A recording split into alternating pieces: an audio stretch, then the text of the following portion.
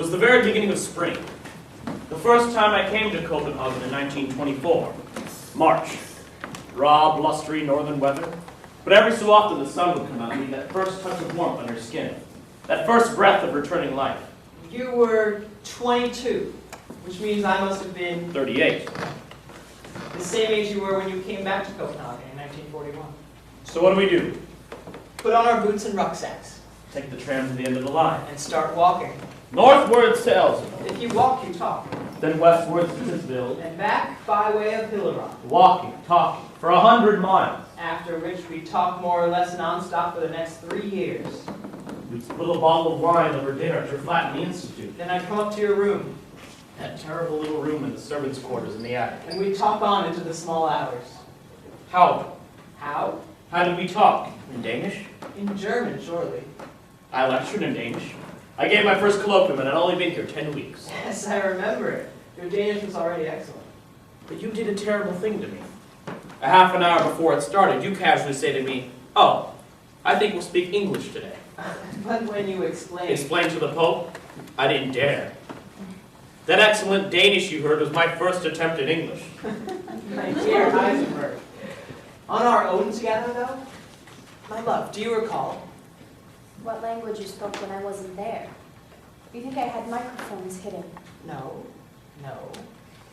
Patience, my love, patience. Patience?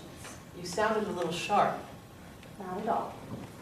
We must follow each thread right back to the beginning of the maze. I'm watching every step. You don't mind, I hope, Mine? being left at home. While you go off on your hikes? No, of course not. Why should I have minded? You needed to get out of the house. 2 new sons arriving on top of each other would be rather a lot for any man to deal with. 2 new sons? Heisenberg. Yes, yes. And our own son? Ah, Ernest. 1924. Of course, Ernest. Number 5, yes? Yes, yes. And if it was March, you're right. He couldn't have been much more than 1 week. 1 week. 1 week. You really didn't mind? No. I was pleased you had an excuse to get out of the house. Besides, you went off hiking with all of your new assistants when they arrived. You went off with Kramer's when he came in 1916. Yes. And I suppose Christian was still only 1 week. Yes. Yes. I almost killed Kramer's, you know, Not with a cat pistol. with a mine on our walk. Oh, yes, yes.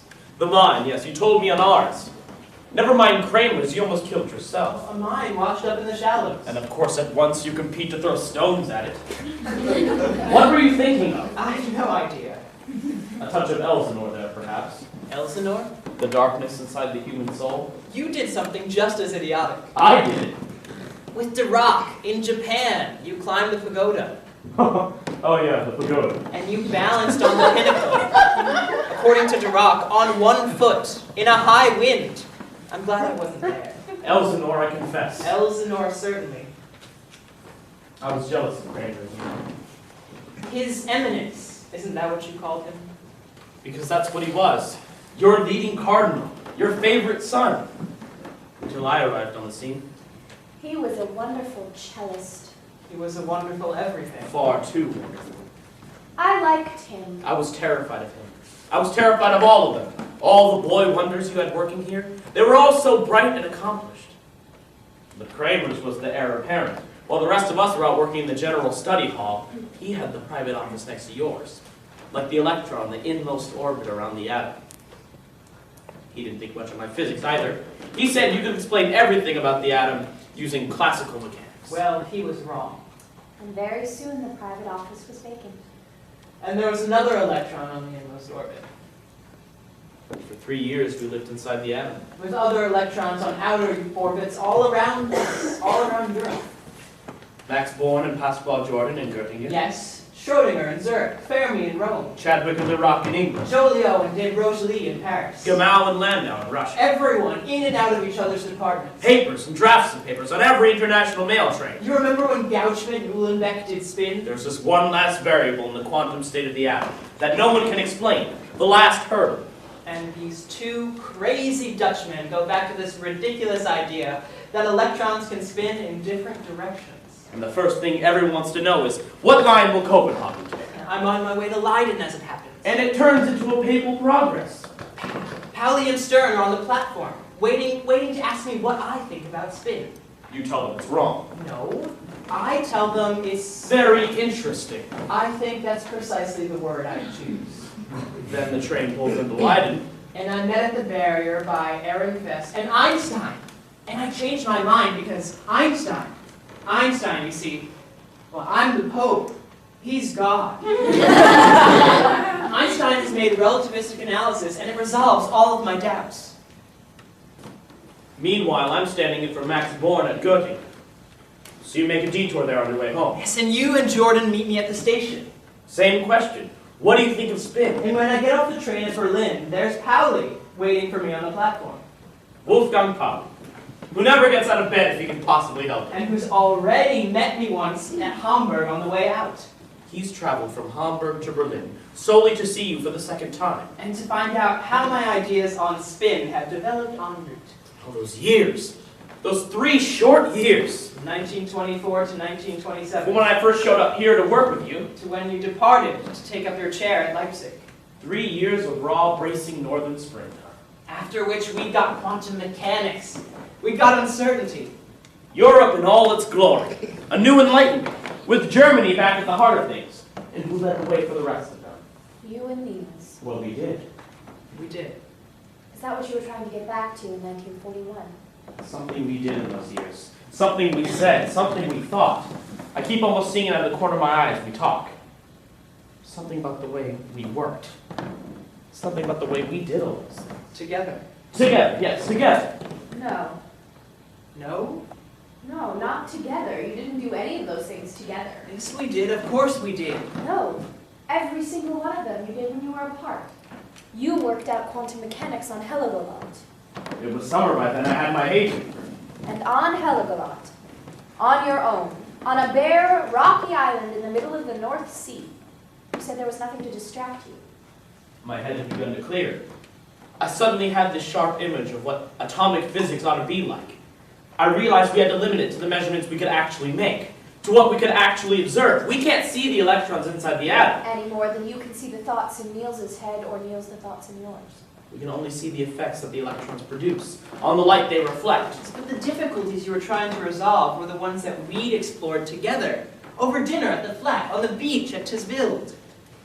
No, but I could clearly remember the evening when the mathematics began to chime with the principle. On Heligoland. On Heligoland. On your own. It was terribly laborious. I didn't understand matrix calculus then. I'm so excited I keep making mistakes. But by 3 in the morning I got it.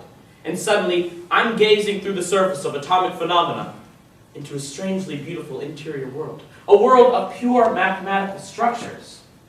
I'm so excited I can't sleep. I go to the southern end of the island where there's a rock jutting out of the sea I've been longing to climb. I climb up in the half-light before the dawn.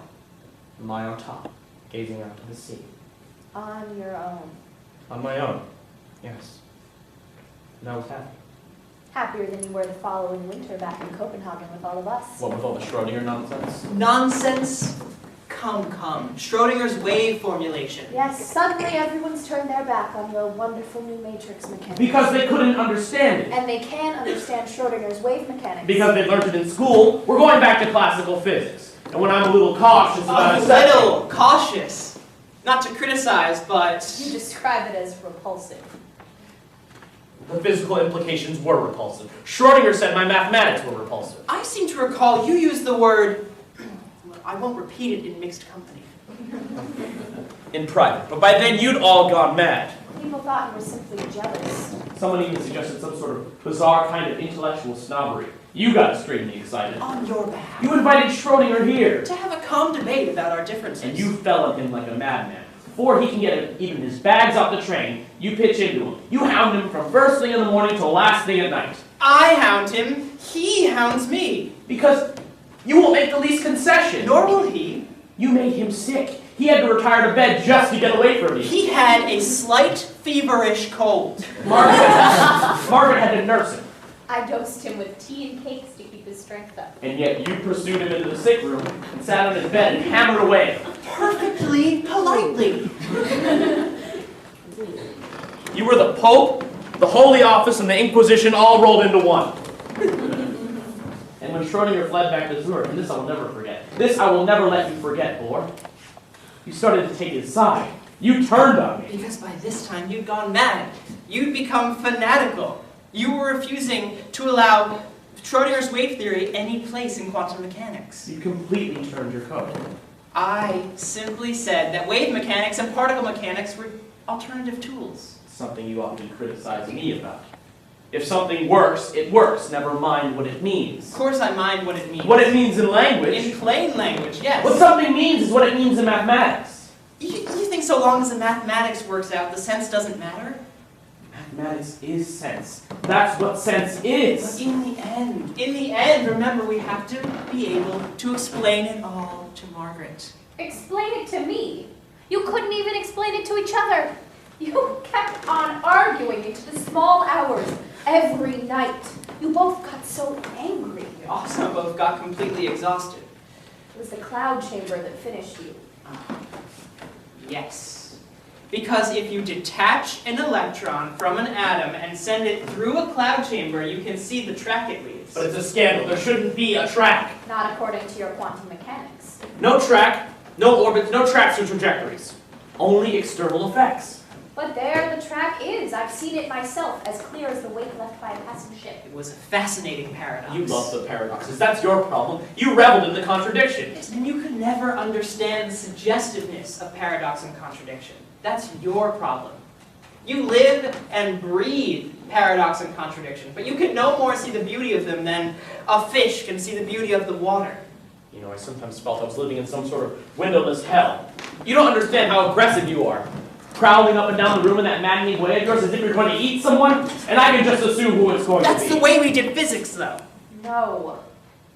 Even you did it on your own. You went off skiing in Norway.